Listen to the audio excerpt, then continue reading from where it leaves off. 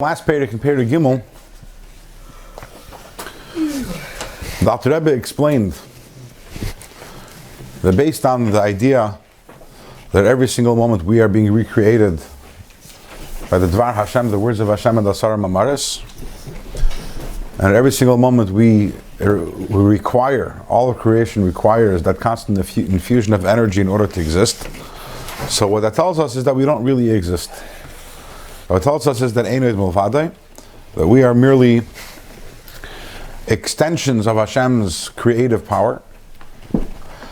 And as the Alter Rebbe speaks over there and says that we are like the light of the sun as it exists within the sun. We're over there in the sun, there's the light is completely bottled in Metzias to the sun. And it's not the Nikra B'Shem Yesh. Can't call it something distinct from the sun. It doesn't have its own Metzias, Sachakol, it's part of the sun. We are part of the Eberstein. We ended off last week with a question. If so, if the truth is that we're Taka Ayin, we're Taka nothing, and we have no Metzias of our own, then the question becomes, how is it that we Taka feel like a Metzias?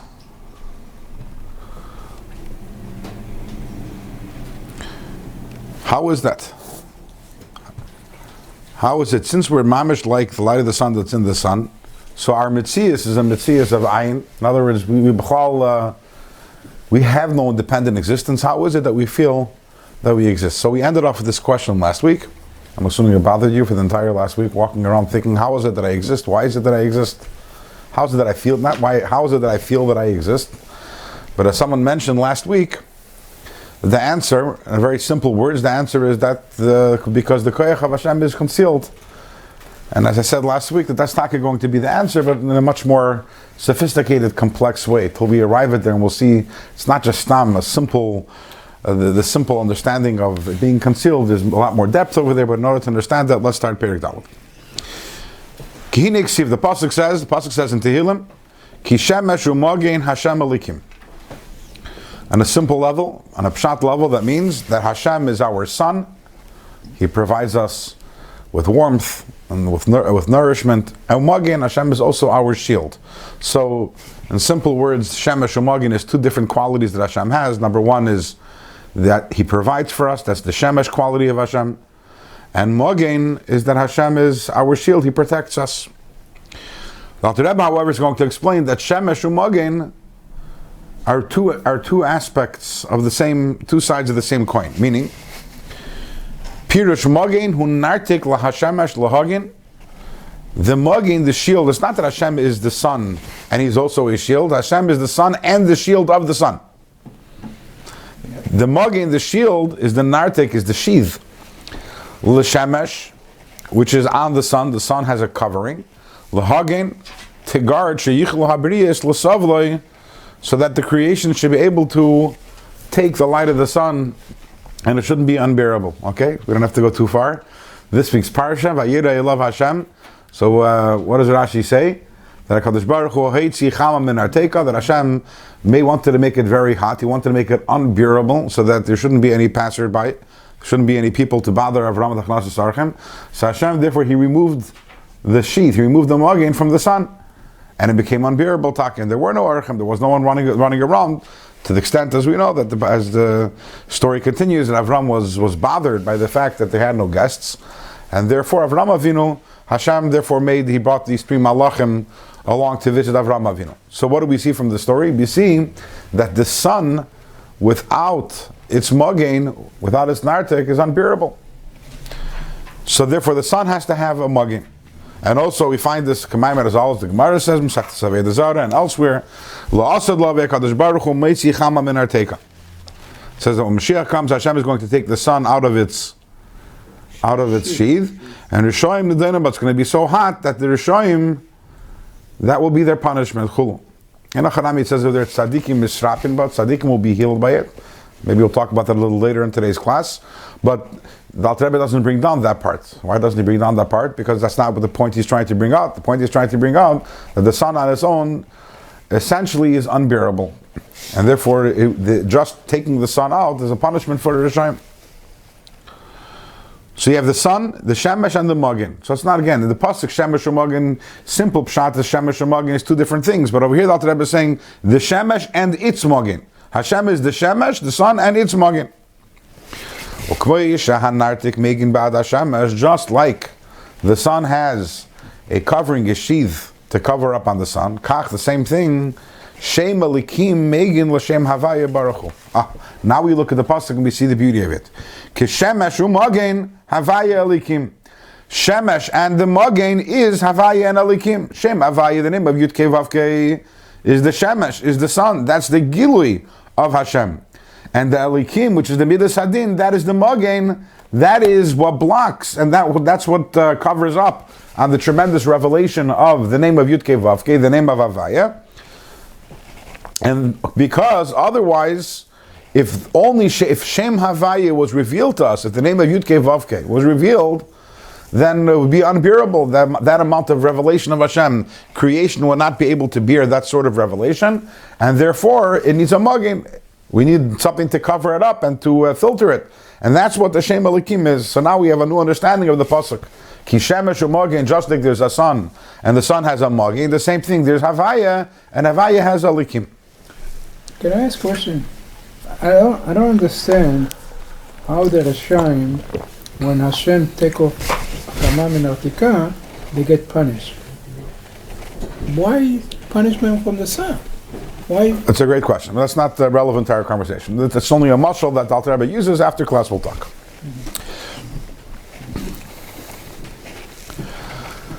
The Shem Havaya Pirushayim. What is the meaning of the name Havaya? The name Yud Kei Vav Kei, what does it mean? Shemahava Sakoil Ma'ayin Liyesh. All of creation comes from the name Yud Kei Vav Kei. And how is that? Alter Rebbe says that we see that actually in the name of the name Yud Kei Vav Kei is made up of Hey Vav Hey, which is Melashon Hoiva or Mahava is. And what is the Yud in the beginning? The Yud, according to Diktuk, when you have a Yud before, and that shows on Tmidus, that shows on constancy. Let's do this inside. V'hayud the Shem Havayim Pirushi Shemahava Sakel. The name Yud Kei Vav Kei means that Hashem creates everything, Ma'ayin Liyash, and brings everything from nothingness into something. V'hayud mishameshes ala pu'ula. The Yud is a prefix. The letter Yud is a prefix that tells us about the pu'ula, tells us about the act that is being described afterwards. Shehi beloshen hoive v'tamid, that's something that's happening constantly. Kedepirish Rashi, as Rashi says, al pasuk kacha yase iyev kol hayamim. It says kacha yase iyev.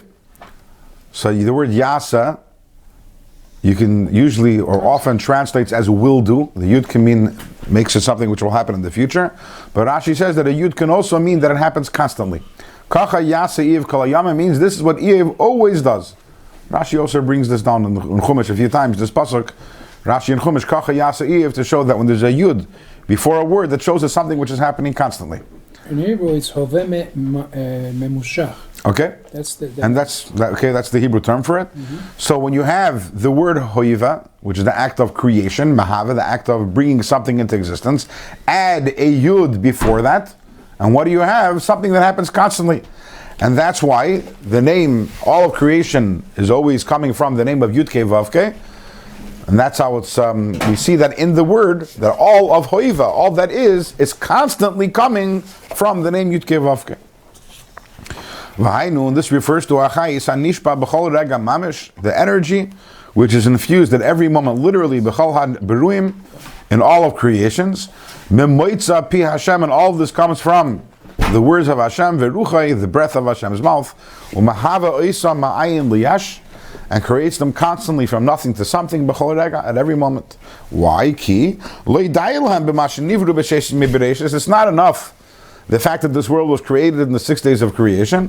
Liyes Kayam and Bazeh. That's not enough for us to be able to exist today. Commission is Bar Leil, as explained at length, as explained earlier at length, that in order for us to exist, we need to constantly be recreated. So that comes from the name Havaya. Interestingly, there's a letter from the Rebbe's father, where the Rebbe explains, gives a little deeper understanding in this. In Torah, every single word is exact, every single letter is exact. So we have here the name Yud Kei Vav Kei, and we see that the Tmidus, the constancy of creation, is alluded to in the letter Yud. The word, the Hey Vav Hey, refers to the actual creation, and the constancy of the energy which is entering creation, that comes from the letter Yud. Why is that?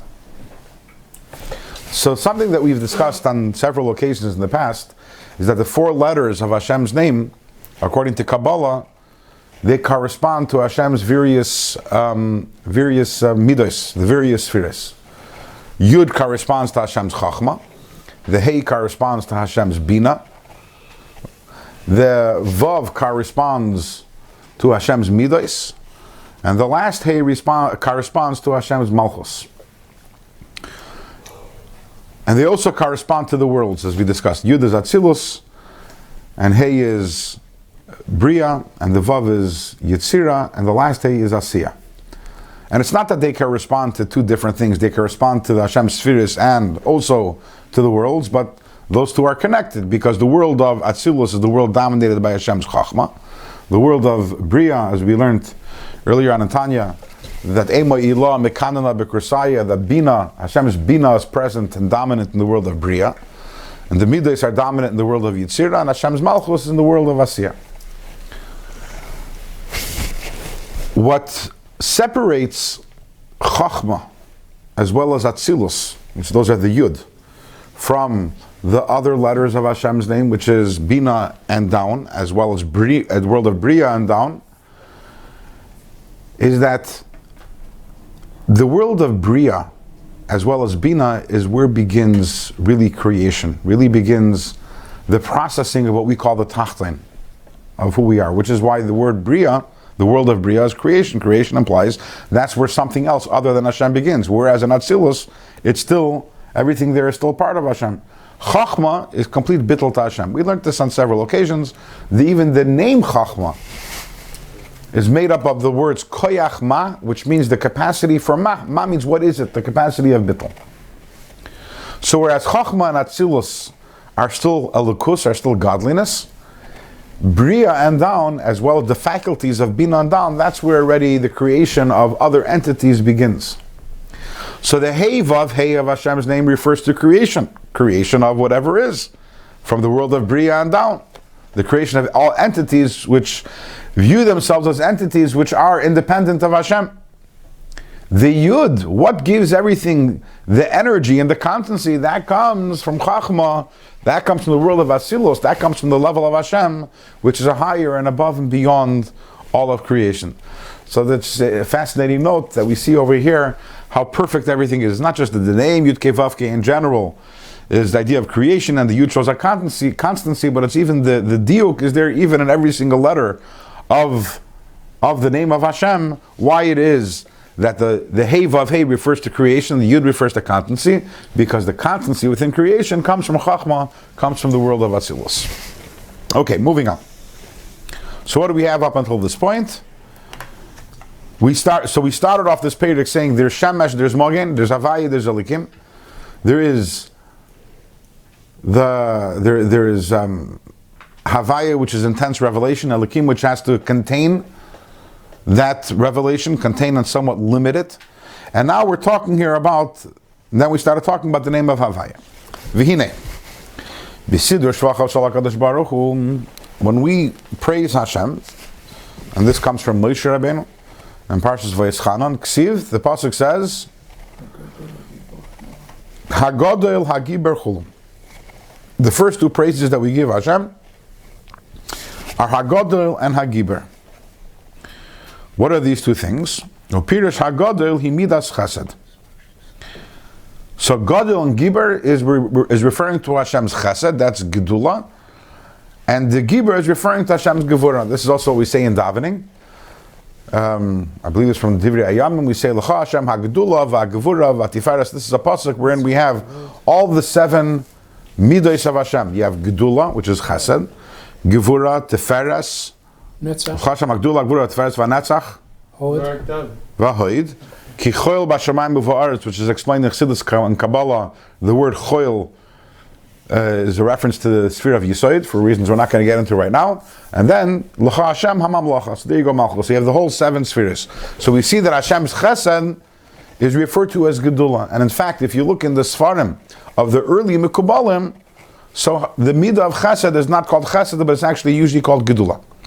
The spheres are called Gedula, Gevurah, Tiferes. Instead of chagas, it's gagas.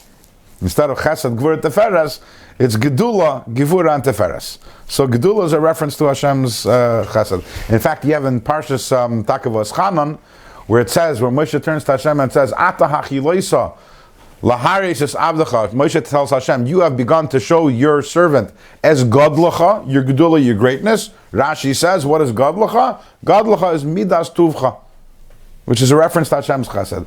So Hashem's chesed is called Gedula. Why is Hashem's chesed called Gedula? So as the Alter Rebbe will explain, because as we know, chesed is the opposite of Gevurah. Gevurah is limitation. Whereas the ultimate chesed is hispashtus, is the opposite. Chesed is giving, and really giving without, the greater the chesed is, the less boundary there is to the chesed. That's why it's called Gedula. It's great, because it extends. Avraham Avinu in this week's parasha, so Avraham's chesed was so great that when he saw Arabs, and even though that, obviously these were actually Malachim, but in his impression these were Arabs. And in fact, these were lowly Arabs in his impression, so much so that Avraham Avinu asked them to wash off their feet, because he assumed that these were Evdei Avodah Zarah, they were pagans, and not only Evdei Avodah Zarah, but they were lowly Evdei Avodah Zarah, to the extent that what was their deity was the earth that was on their feet. You realize how low you have to be if what you're worshipping is the earth, the soil that's on your feet. And nevertheless, Avraham Avinu's chesed extended even to them, because the greater the chesed is, the more it extends. So that's why chesed is called Gedula, because chesed is something which extends, as opposed to the opposite of Gevurah. Gevurah is limiting. Gevurah is something which is limited, and chesed is something which extends. Why Gevurah is limited? That's the idea of Gevurah. Gevurah is to limit the flow and the kindness. Kindness is giving. Kindness is, and the kinder you are, the more you give, and the greater you give. And Gevurah is the contrary. Gevurah is din. That's when you limit the flow. You limit what you give. It's limitation. So Peter's Hagadil, what does it mean Hagadil? He midas chesed. That's Hashem's midas chesed. V'hispashtus hachayis b'chol ha'olamis, and the expansion of the energy of Hashem in all the worlds. Ubruim le'ein kates v'tachlis, and the creations, the infinite amount of creations. So the first thing we see about Hashem's chesed, you want to know why it's called Gedula? Our chesed is limited. Even Avraham Avinu's chesed was limited. He was a human being. Hashem's chesed, you want to know what Gedula is? You want to know what greatness is? That's Hashem's kindness is unlimited, to the extent that Hashem creates an unlimited amount of creations. Beruim le'ein kates v'tachlis. So what differentiates our chesed from Hashem's chesed? It's infinite. Is the amount. Our chesed is limited, Hashem's chesed is unlimited. Then the Alter Rebbe continues, and the Alter Rebbe says, the difference between our chesed and Hashem's chesed is not only a matter of quantity, that our chesed is limited, and Hashem's chesed is unlimited. It's not only a kamusdika thing, but rather, liyos beruim ma'ayin liyesh. Hashem's kindness results in the creation of something of nothing. We can't create something out of nothing. Any kindness that we have is to something. Hashem's kindness is of a different sort of kindness altogether. Nothing exists. Hashem brings things into existence in order to be kind to them. Or that is His kindness, is bringing things into existence. So suddenly here we moved into a qualitative difference between our chesed and Hashem's chesed. It's not only that our chesed is limited and Hashem's chesed is unlimited. It goes deeper than that. Hashem's chesed is of an entirely different genre. It's a different quality of chesed of ours, which is that Hashem's chesed is that He creates yesh miyayin. And moreover, v'kayamim bechesed chinam. What is whenever we do a chesed, there's a reason why we do the chesed. Some sort of reason why we're doing the chesed. Hashem's chesed is chesed chinam, for no reason whatsoever. So that's a third difference between our chesed and Hashem's chesed. Is that Hashem's chesed is something which is chinam, free of charge. There's no reason for it. V'nikras gedula on this midah of Hashem is called gedula, ki ba'a migdulasi shel HaKadosh Baruch Hu b'chvayde v'yatzmai. Because this chesed comes from Hashem, b'chvayde v'yatzmai. Ki godel Hashem, as we say, Hashem is great. There is no way to begin to understand His greatness. Therefore, mashpia gamkein chayis v'hisavus mayin liyash. Hashem, therefore, He gives, He grants life, and He grants also existence. La'olamais uberuim ein kates, to an endless amount of worlds, an endless amount of creations. Sheteva hatov lahitiv, because Hashem is good, and therefore it is His nature to do good. Okay. So here we've covered Hashem's midas HaChesed, which, as we will see, is synonymous with Shem Havaya. This all comes from Hashem Havaya. Shem Havaya is midas HaChesed, midas HaRachman.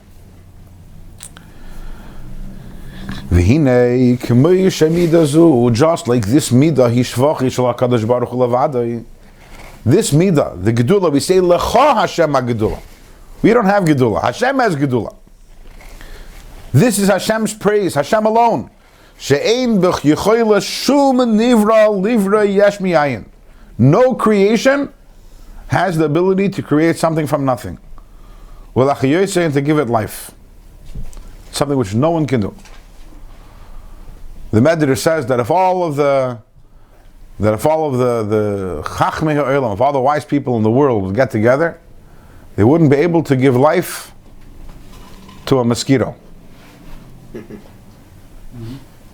So Hashem gives life to an infinite amount of creations without any effort. And if all the wise people in the world got together, they wouldn't be able to bring a mosquito back to life, a dead mosquito back to life. That's when it comes to giving something life.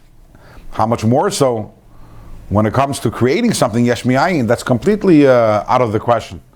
There's a joke that talks about a bunch of scientists, atheist scientists, who finally they figured out how to bring something to life. It's taka not shaykh, but for the sake of the joke, so they turn to Hashem and they say, Hashem, we don't need you anymore. We can also bring life to something. So Hashem says, yeah, let me see. So one of the scientists goes on the floor and picks up some earth, and he's about to make, and Hashem says, no, get your own earth.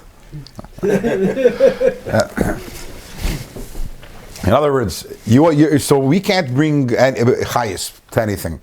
But you know what? At least that our mind can grapple with. How can I do it? And we can sit, you can have scientists working on it. They'll never get to it. But then there's something which is much greater, Bria Yesh Miyayin. That's not something which we can even begin to imagine, which is the next point Alter Rebbe is going to say. It's not only that we can't do it actually, create Yesh Miyayin, V'gam also midazu hi lamayla maskolas kol habruim v'asagasam. This is beyond what our mind can even grasp. She'ein koyach b'seichel shum nivra lahaskil lahasik midazu. There's no creation. It's not only some things we can't do. Okay, so for example, let's say it's cold today. So I can fantasize or envision this idea of making the whole New York City warm. I can't. But at least in my mind I can. But then there's certain things your mind doesn't even know where to work. Yesh miyayin, creating something from nothing. We don't even know what nothing is. That's something which is beyond what the mind can even begin to imagine or think about. So the seichel of creation cannot understand midazu, this midah, the midah of Hashem's gedula, v'yicholta livra yesh miyayin, its ability to create something from nothing, v'lachiyosei, to give it life. So Hashem's midas hagedula is completely above and beyond creation. Not only above and beyond what we can accomplish, but above and beyond what we can understand. We can't fathom this idea of taking nothing and making it into something. Ki abriya yesh mi'ayin hu davar shel ma'ala museichel hanivroim. Creation of yesh mi'ayin transcends the intellect of creations. Ki him midas dulatzi shel HaKadosh Baruch Hu. It is from the midah of Hashem's gedula. It's the midah of Hashem's chesed. And here's an important point. The point that Rebbe is going to mention over here, but we're going to learn about this at length in Yirtzeh Hashem later on in Perek Tes and Perek Yud of Shaar Hayichud Vehaemunah. V'HaKadosh Baruch Hu u'midosav achdus pashut. Hashem and His midos are absolutely one. So Hashem is one with His chesed. K'de'isa b'Zohar HaKadosh, it says in the Zohar, De'ihu v'garmohi chad. Hashem is one with His vessels. A garmoy is a guf, with his body. They are the vessels. Well, here again, we'll talk about it here briefly. We'll talk about it more when we continue Shaar Hayichud Vehaemunah. They are the vessels of the what we call the kalim of the spheres of Atzilus. There's Chesed and Gevurah and Tiferes. And Ihu hash him, and which means Hashem. V'garmohi and the kalim chad is one. Hashem completely unites with His midas, with the Chesed, with the Gevurah, with the Tiferes, etc. In fact, we know we have the Shiva Shemoi She'enan Amchakin. You have the 7 names of Hashem. These 7 names correspond to the 7 midas. And as the Medrash says, why does Hashem have 7 names? What's wrong with 1 name? 7 names is hard for the Gabbai to remember when he wants to give an aliyah after all. Why does he need 7 names? So the Medrash says that Hashem says, "Lifi ma'asai ani nikra." I am called by my actions. So when I'm behaving in a way of chesed, for example, then my name is this. And when I'm behaving in a way of gevurah, my name is this. And when I'm behaving like this, my name is that. So what do we see from that? The words "Lifi ma'asai ani nikra" tells us that Hashem says, "I am called by my maisim." That means that Hashem is absolutely one with those midas, to the point that when we talk about, for example, when we talk about Yud Kei Vav Kei, which is the Shem of Rachamim, so when we say the name Yud Kei Vav Kei, are we talking about Hashem's Rachamim or are we talking about Hashem? Hashem, of course. When we talk about Shem Keil, which is Chesed, are we talking about Hashem's Midas and Chesed? Chas v'shalom, we're talking about Hashem. Keil is Chesed, and the Havaya is Rachamim, and Elokim is Din and Gevurah. But when we're talking about them, we're not talking about them. We're talking about Hashem. Hashem as He's acting in a certain way. Because there's that Achdus Pshuta, there's that complete Achdus. So Hashem is one with all of His midas. Why is that important for our information? Just like it is impossible for the intellect of any creation to understand His Creator, that's the same way we can't understand Hashem's midas. Because Hashem is one with His midas, so just like Hashem is l'maylam and aseichel defies comprehension, Hashem's midas also defies comprehension. So what's the pella? What's the wonder that we can't understand Hashem's chesed? That we don't understand this concept of yesh mi'ayin? Of course not. We don't understand Hashem, and Hashem is one with His midas, so we don't understand His midas either. How many midas are there? 7, you said? 7. So if a Kodesh Baruch Hu is infinite, His midas should be also infinite. Why 7? That's a very good question. Very good question. God, it's 1. The question is even the question you can ask is a deeper question. That cannot be close to If Hashem is infinite, then how is He becoming one with a finite midah? Even if there were a million of them. Even if there was an infinite amount, the idea of a certain chesed is already limited, because chesed is chesed and not gevurah. That's right. It's a limitation. Okay, so this is a very deep concept of chassidus, and here is not the place for this. But the bottom line is that the world of Atzilus is specifically the way Hashem unites with the limited. In higher than Atzilus, there's taka spheres unlimited amount. And each one of them is unlimited also. There's a world paradoxically. Yeah, Tanya doesn't talk about it, but in other places in Kabbalah, there's Kesser, there's higher. The world of Atzilus is where Hashem is already coming down and is expressing Himself in limited form. But that's already a different discussion. But at the end of the day, when we say limited, everything is relative, by the way. Here we're saying still it's complete, for us, it's unlimited. But the point is... Chesed is unlimited. His chesed is unlimited, right? But still, it's limited as far as the It's limited in its description. and that it's chesed. That already is a limitation. The limitation. Right. But it's unlimited chesed. It's infinite chesed. And the main thing we have to understand over here is that because Hashem is one with His midas, you're asking a great question. We can have a whole shir on that. Maybe one day we will. But right now, for the purposes of our conversation, we have to know that Hashem is one with His midas, and therefore, just like Hashem is unlimited, and therefore incomprehensible, Hashem's midas are also incomprehensible. We look at Hashem's chesed. We look at Hashem, how He created this world. By the way, the fact that like I said, the fact that He created a mosquito is already incomprehensible to us. And then you realize that Hashem didn't just create one mosquito. That's not all there is on Hashem's resume. But that He created this entire world. And by the way, for those of you who don't know, there's a big world outside of Brooklyn, New York. Right? Yeah. Sometimes you can go to take a drive and go out into New Jersey or Pennsylvania, and you see mountains and trees and and a very marabu masacha Hashem and magadla masacha Hashem. It's pashat. It's mind blowing. What? Detroit or Buffalo. Wow, that I don't know. That's already mind blowing. So far away. That's my limit. Yeah. And then you realize that Sachakol, our Olam Hazagashmi within the universe, the physical universe, is also episode garnished. I mean, you go to a scientist today, just the vastness of the universe Compared to the Earth. that we're aware of. What are we aware of? What do we know? Is the Earth is a speck.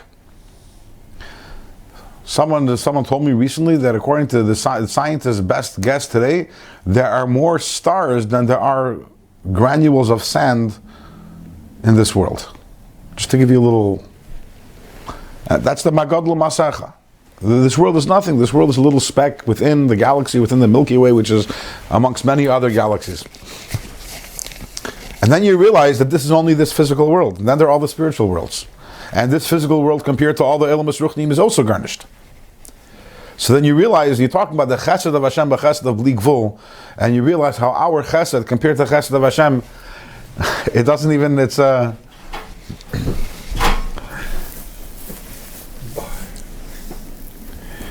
have in this week's Parsha, Avraham Avinu turns to Hashem and he tells him, Vanoichi offer ve'efer.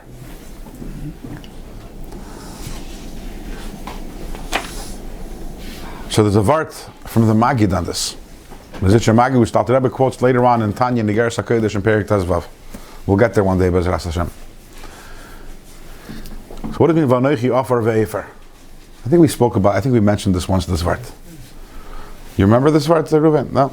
Vanoichi offer ve'efer. Never. We know that Avraham Avinu was Midas HaChesed, as discussed. Yeah. And he was an incredible Midas HaChesed. In fact, the Sefer HaBohir says that Avraham Avinu, as long as he was alive, Midas HaChesed of Atzilus came crying to Hashem and saying, I don't need to do my job anymore. Avraham Avinu is doing my job instead of me. That's what it says in the Sefer HaBohir. So Avraham Avinu, when he said Vanoichi offer ve'efer, he was saying, you might think, oh Hashem, you have chesed, I have chesed. We're like, okay, you have more chesed than me. He said no. He says, just like, imagine you have a beautiful building made out of wood. And then one day someone goes and lights it on fire, boom, reduced to ashes.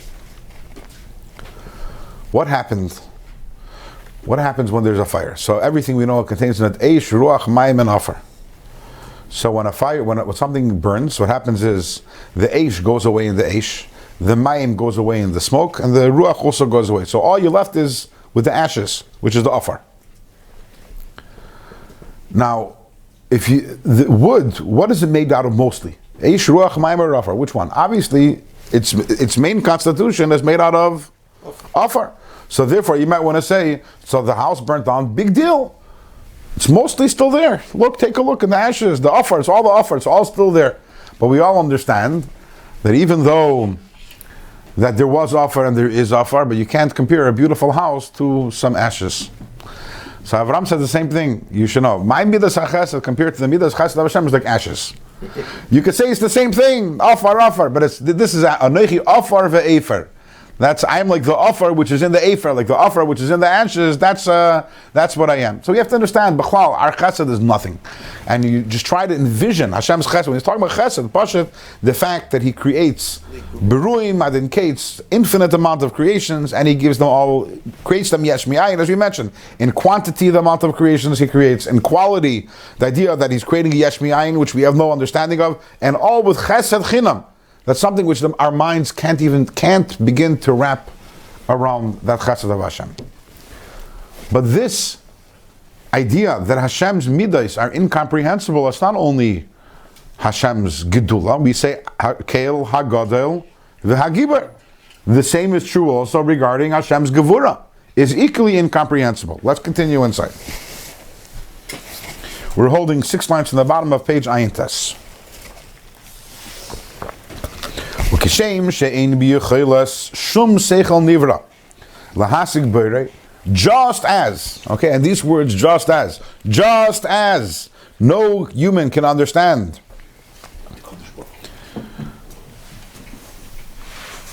no one can understand the midas of Hashem. Ukimoi she'ein bich. I'm sorry. I started the wrong place. Let's start Ukamai. I started a line too early. Just like no human mind can comprehend Hashdamida of Hashem's Gedula, which Shehi. What is Hashem's Gedula? Shehi Hayichud Vehaemunah. Hashem's ability to create something from nothing. And then to give it life, as the pasuk says, what is the foundation of the world? All the world was created with chesed. Kach mamish, exactly the same way. Ein biyacholte, the human mind cannot lahasik to understand midas gevurah shel HaKadosh Baruch Hu. Hashem's gevurah, because when we said before, ihu vegamoy chad, Hashem is misyachid with his midas, not only midas hachesed, also midas hagvurah. So just like we don't understand Hashem, so we don't understand His midas. We can't understand Hashem's midas hachesed. We also can't understand Hashem's midas hagvurah. Shehi, what is Hashem's midas hagvurah? Shehi midas hatzimtzum, Hashem's ability to contract.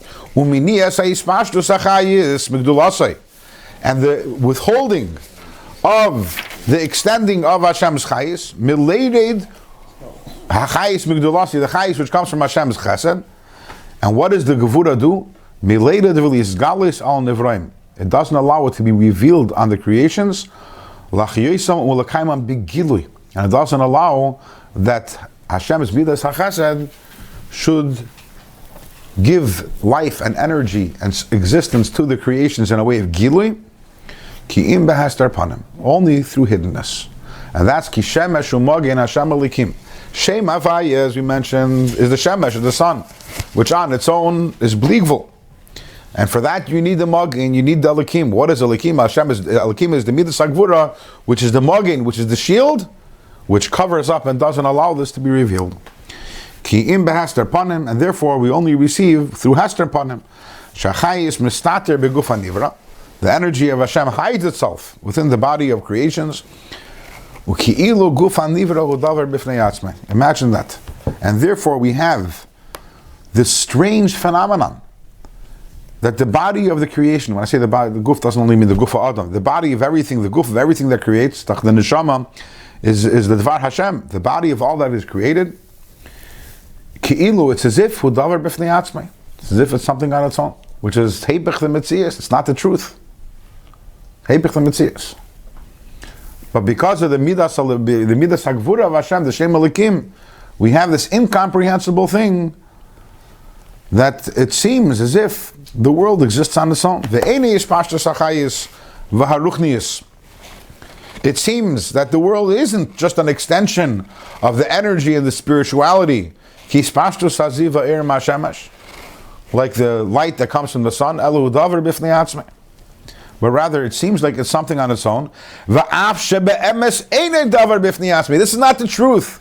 The truth is Einid Mavadi. The truth is that nothing exists on its own.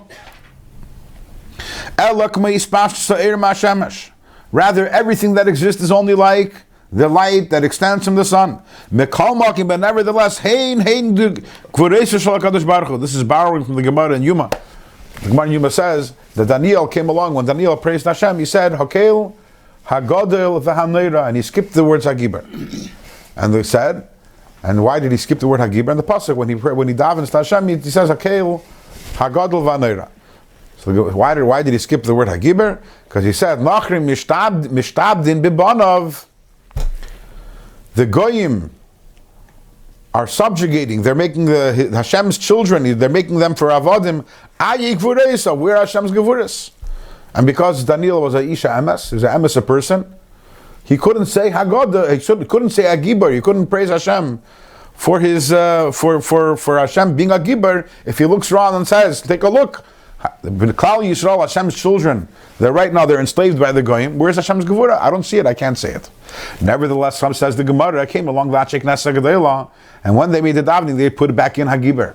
Why did they put it back in Hagiber? They weren't aware of Daniel's concern. Obviously, they were concerned. They obviously knew about it. Dr. Achek Nasa Gedela, they were the ones who put Daniel as. They were the ones who made the Chavdal Sifrei Tanakh. They were the ones who included Daniel. They knew exactly what Daniel said. So why did they include? So the Gemara said that the Achek Nasa said that Nachrim Mishtabdin Bibanav Hein Gvurah. Not that Hashem is a Giber despite the fact that, but because of that. Meaning the fact that you can have that goyim go and they're making the yidden for their avodim, and nothing happens. That's the biggest Gevurah of Hashem. How's that? What is Gevurah? Simpson.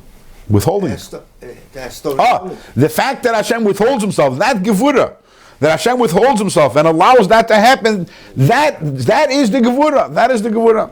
So here the Alter Rebbe is borrowing that terminology. Hein Gevurah HaKadosh Baruch Hu. You think, in other words, one could say, take a look. Everything exists. I exist. The world exists. That means that it must be that the energy of Hashem is very weak. Because if the energy of Hashem was stronger, if there was a greater Gevurah over here, then Hashem would overwhelm us. No, Hein Gevurah. What is the ultimate greatest Gevurah of Hashem?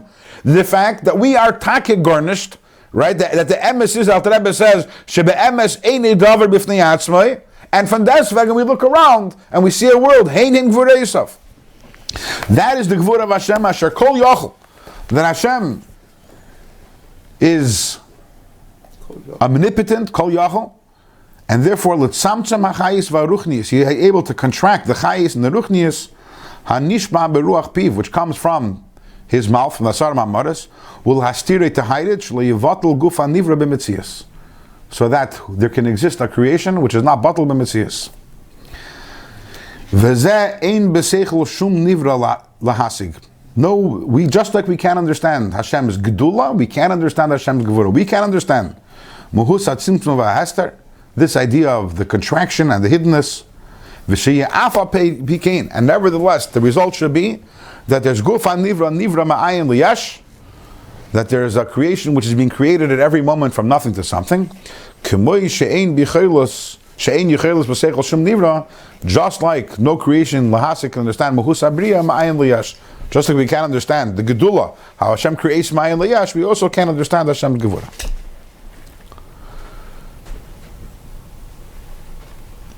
So we have to understand what this means. After all, Bria Yash Mi'ayin, we don't understand. No one here understands Bria Yash Mi'ayin. But Tzimtzum, we understand Tzimtzum. The idea of withholding light, why that's something we can't understand. Before, the Alter Rebbe said that the idea of Midas Gdulase, he says, what's the words? He says is L'mayla maskolas kol habruim vasagasam. So above and beyond what any creation can understand. Now he's saying the same thing is when it comes to Tzimtzum. I don't know. By me in my house, when the sun is shining very brightly, so I close the shade. I made a Tzimtzum. The light isn't coming in anymore. Why is that L'mayla maskolas on Avraham? Why is this concept of Hashem withholding his light? The idea of withholding light, that seems to be something which we can relate to. Now, can I withhold Hashem's light? No, I can't do that. But the idea I can understand. Why is the Alter Rebbe tining over here that this is something which is above and beyond what we can understand? So the beer in this is, the Rebbe, if you note the words of the Alter Rebbe keeps on saying, Midas HaTzimtzum, which stops the chayis from milated vili hisgalus, to be revealed. Meaning to say as follows. In the human experience, sure we can withhold light. I can close the shade.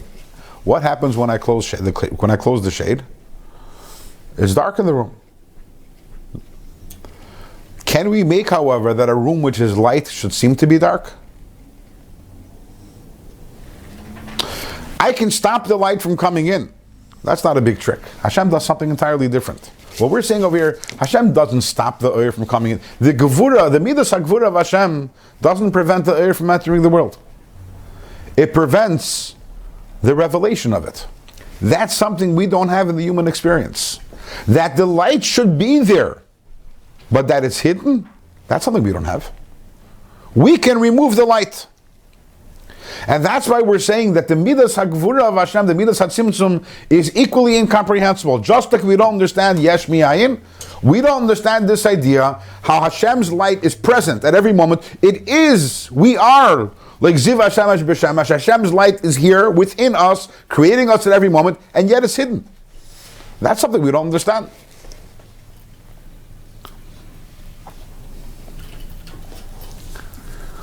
Let's put it in different words, in cute words.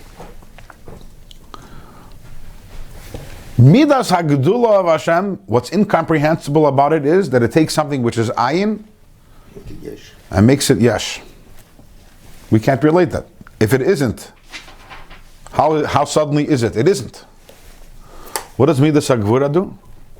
The exact opposite. It takes something which is yesh, which is the oir of Hashem, and makes it ayin. And what is it really? It's really yesh, but it appears to be ayin. Midas HaGedula of Hashem, the Midas HaChesed of Hashem, takes the world which is really ayin and makes it appear like a yesh. Midas HaGevurah of Hashem takes that which is really yesh, which is Hashem, and makes it appear as ayin. We know that as human beings, we can't do either one. We can't make something into nothing, and we can't make nothing into something. Midas HaGedula is the Hashem's ability to take nothing and make it appear as something. And Midas HaGevurah is to take something and make it appear as nothing.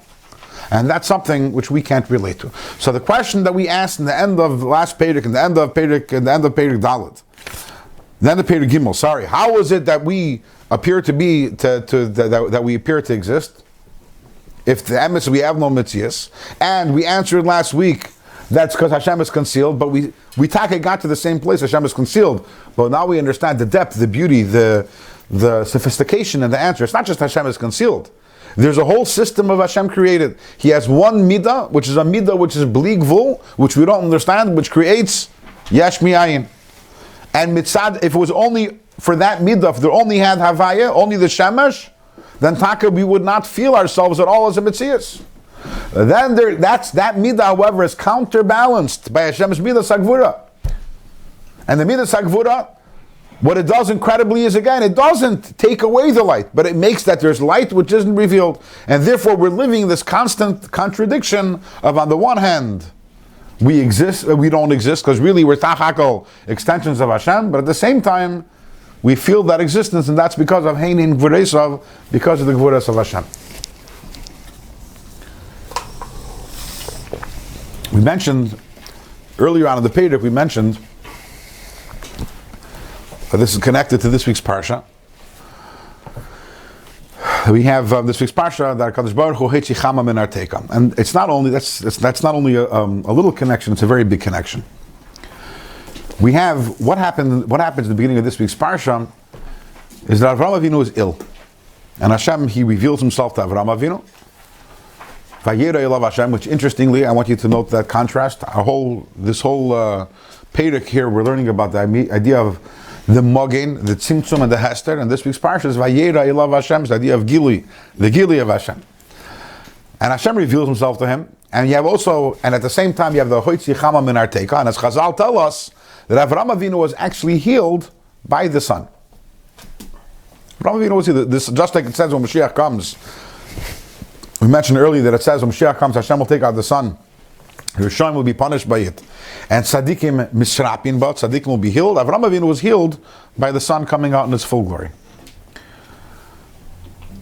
The Rebbe spoke about this actually 30 years ago. Tafshin Nun, 30 years ago, Shabbos Parshas Vayera.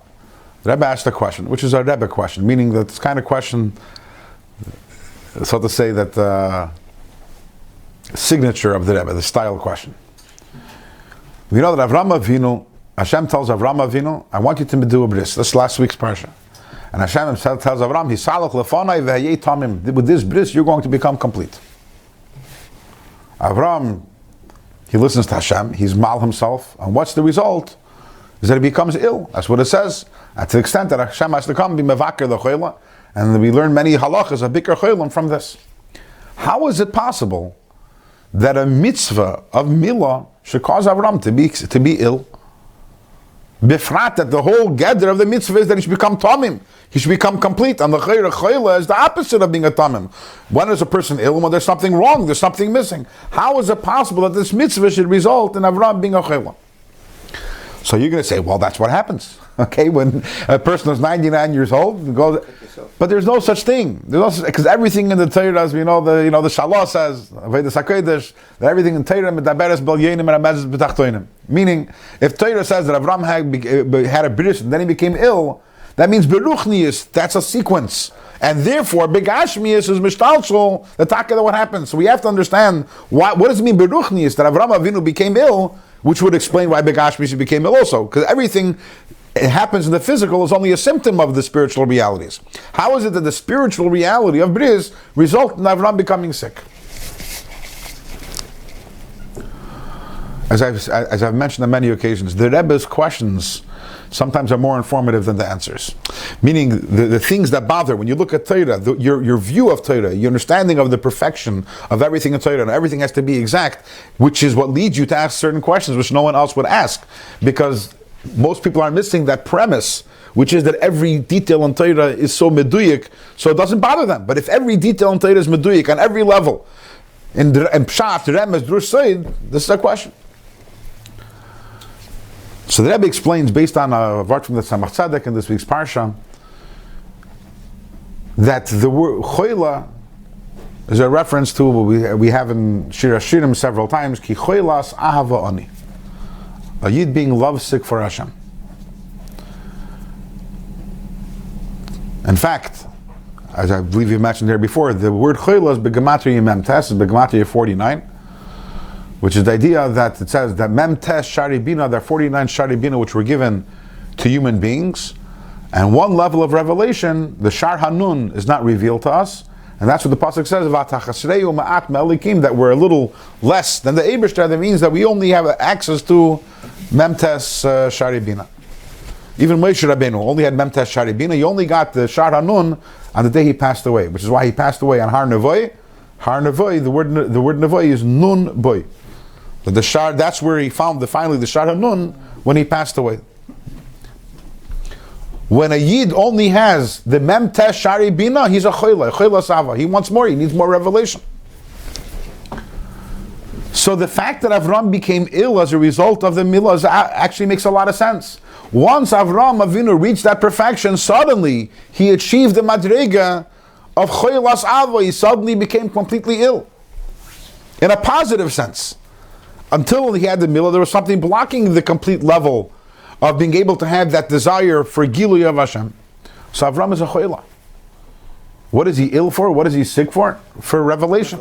And God revealed himself. Vayera elav Hashem. So Hashem reveals himself to him, which expresses itself also in Hoitzi Chama min Arteka, the sun coming out of its sheath. Because as we learned here in this Perek, the sun represents the full Gilui of Hashem. And what does the sun do? It heals Avraham Avinu.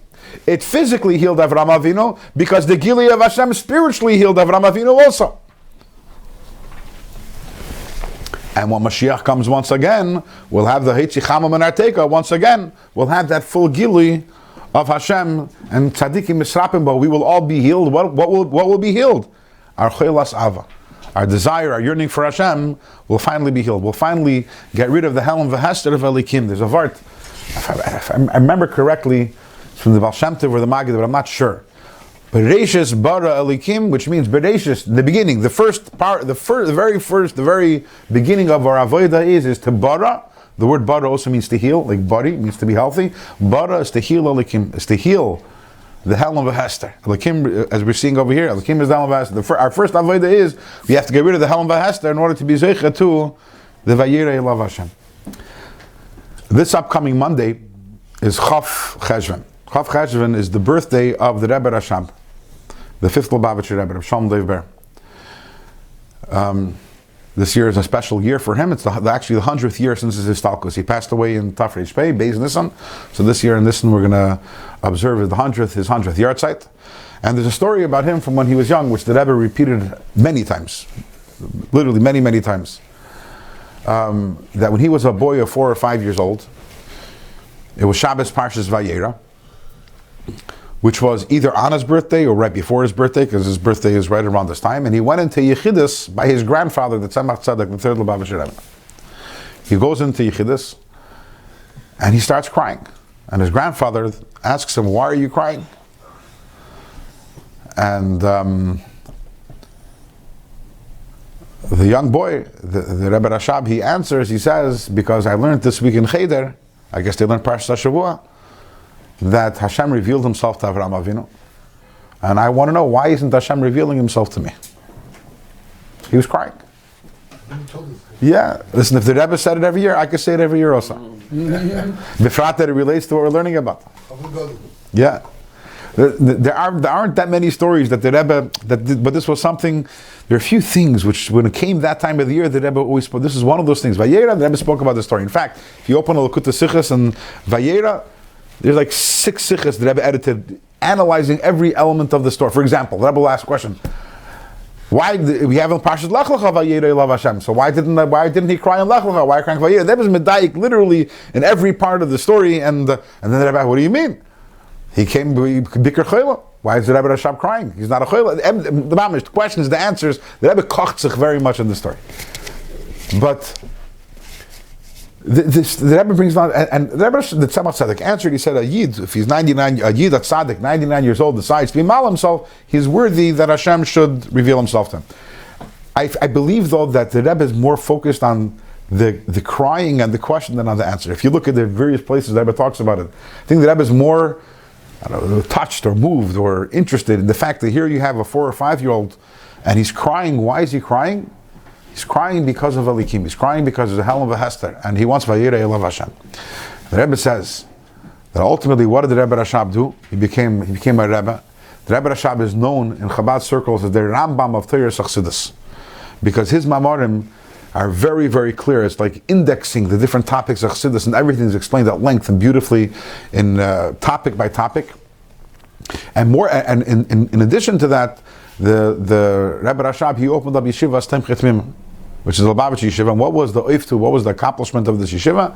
It was the first time where the yeshiva or Bachrim, where they sat several hours every single day learning Chassidus.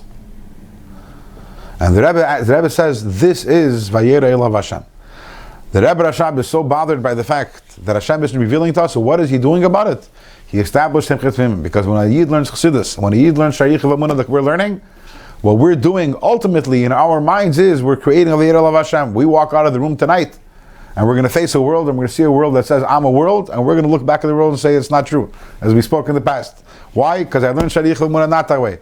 So you're trying to fool me, but I am living with Vayera Elav Hashem. I am living with the revelation of Hashem, because I know what the emes is, and as the words that we use, the Alter Rebbe says, right? I know the emes, that nothing is a davar from the atzmai, everything is the Eibishter. And when we have that clarity, that klarkeit in our mind, that Vayera Elav Hashem, the Taka brings us to the time when it says, when HaKadosh Baruch Hu meitzi chamim min arteika, and we'll have the ultimate gilui of the Shemesh and Magen.